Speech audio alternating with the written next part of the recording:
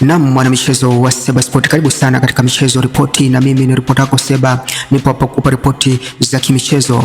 Katika tetesi za usajili leo katika soka la Bongo tunakutana na Young Africans ambayo inahusishwa na kuhitaji saini ya winga wa Singida Black Stars Mgambia. Huyu si mwingine bali ni Lamine Jaju ambaye amekuwa na kiwango bora msimu huu akitumikia kikosi hicho cha Black Stars, lakini kiungo huyo inasadikika kuwa atajiunga na miamba hiyo ya soka la Tanzania kwa mkataba wa mkopo katika dirisha kubwa la msimu ujao, ambao mkopo utakuwa na kipengele cha kumnunua moja kwa moja. Lakini kigeukia upande mwingine, upande wa wekundu wa Msimbazi Simba, wao wanahusishwa na kuiwinda saini ya box to box midfielder, si mwingine bali ni Boubacar Keita, huyu kutoka pale Mali, akikutumikia kikosi cha Jolba Atletico Club ya pale Mali, ambao msimu huu imeshiriki katika michuano ya CAF Confederation Cup na kuishia hatua ya makundi. Naam, hizo ni tetesi za kiusajili, lakini Senegal wapo kule Ufaransa leo hii wakisherekea